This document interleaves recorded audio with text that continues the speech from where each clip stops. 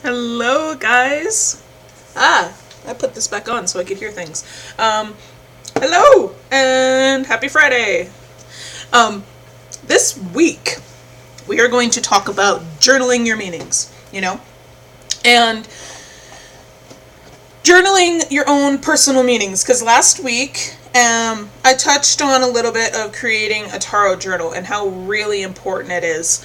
And it's still really important no matter how advanced you are, because throughout your tarot reading experience, throughout, figuring out your own divination style and your own unique way of doing the cards, you're going to collect more decks.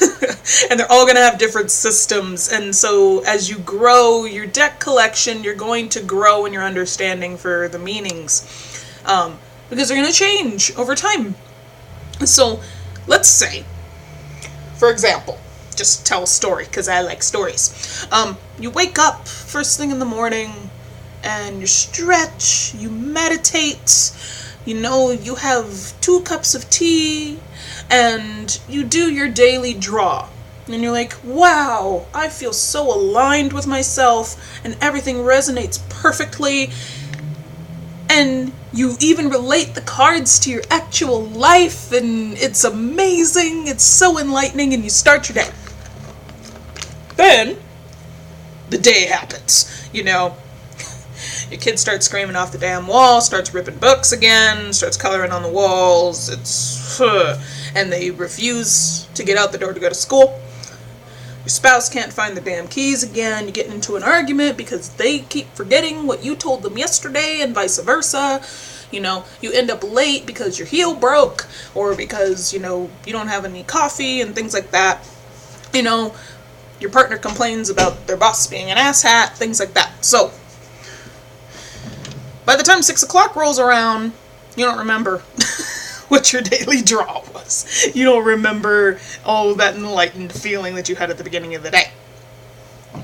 So, it's just like a fuck moment. Like, you can't remember because you don't have any way of remembering if you just drew it and then the day happens and then your brain's a blank slate. So, part of listening to your gut and going with your instinct and initiating your intuition is realizing your mental patterns and how you think. And you can't effectively do that if you can't even remember what you had for breakfast that morning, let alone what you drew for the day. So, the solution is to write everything down. Create some safe place where you can write, because I find doing a tarot journal is a little bit like, it's kind of like a personal diary. This goes a little bit into interviewing your deck, how these cards are going to know every little piece of insecurity that in your body. They're going to know all your weak points of your shadow and then all the strong points of who you are as a person. And they're going to talk to your guides and your angels if you go that way.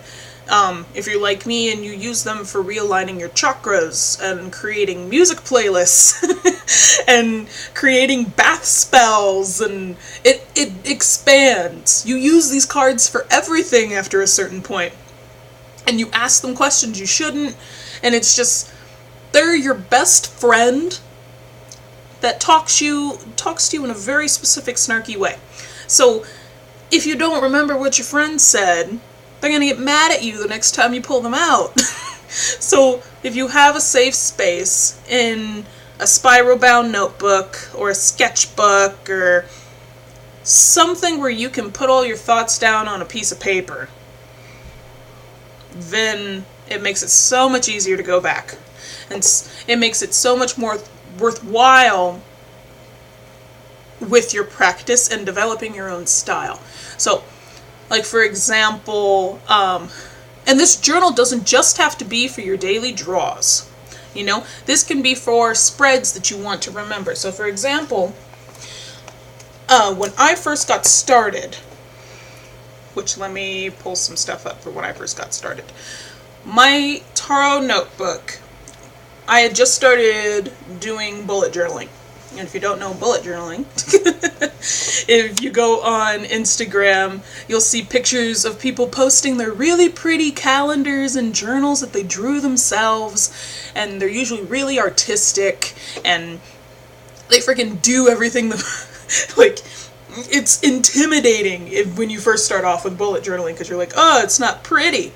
But these people really go full-fledged into it. And when I first got started, I was just trying to get my life in general together. And I was not in, I tried with the stickers and getting artsy with it, but I realized, because I was in the middle of finishing my college career, I had just got my senior thesis done, I had a 4-month-old, and I decided to start a business. But I was like, I need to get a full understanding of these cards by myself. So I decided to make a little section of my journal for it. And I'm going to pull up a picture of it here. Boop.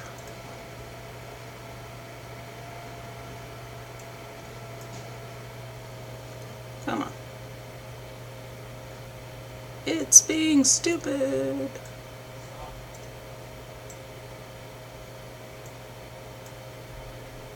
The writing's super, super crap.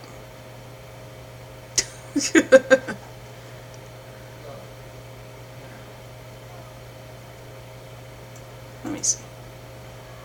But the whole thing with creating this for myself was to give myself a concise place to write this all down, because that was also at the same time that I had figured out intuitive reading for the first time. And reading intuitively, you know, it was, you pull a card and get your own impressions from it and you just stare at it, but when all the insights started flooding in and I started understanding more about myself, I didn't have a place to put it. It was just, you know, sit down and read intuitively. So, let me show you this. Boo! Okay, it's not as bad over on this side. So, I decided to create this own little system for myself. I did my card, the suit, and the meaning, just to start off. And I filled this up very quickly. And I began to notice if I had a stalker card, like, you know, the cards that you continually pull and, you know, they follow you around. I realized, you know, how some of the cards would give birth to one another, like we talked about for the last series, how sometimes, how death would totally give birth to the Nine of Swords, you know, just would, because it's just a mini version of the Major Arcana Parent card. So I came up with this system, and then I broke it all down, made it really simple, and put it in the keyword inserts that you guys get for joining the newsletter group. Well, newsletter mailing list. So this became a crutch for me. And even when it goes into my everyday practice now, I still use it. I still do the meanings like this. And now it's expanded to carrying, you know, my spreads around with me. So like if I look in my business journal right now, because this is where I keep all my stuff for, you know, for my business. I'm trying to find my spreads. Yeah, so for example,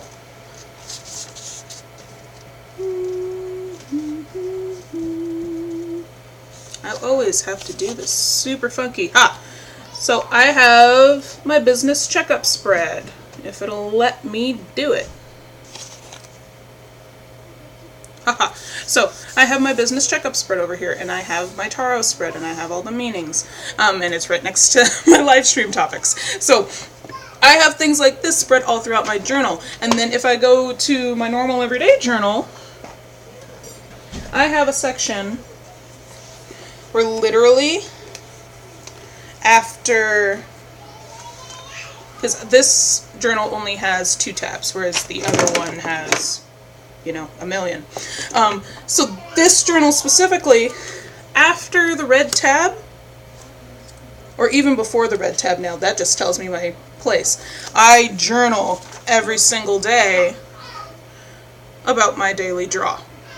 And if I'm doing a money mindset challenge, and you know, when I'm tapping, because I'm going through a tapping thing right now, and clearing it all out and getting my own personal peace list of all the things I don't want to put to rest, and all my stuff now has been incorporated into my tarot daily draws.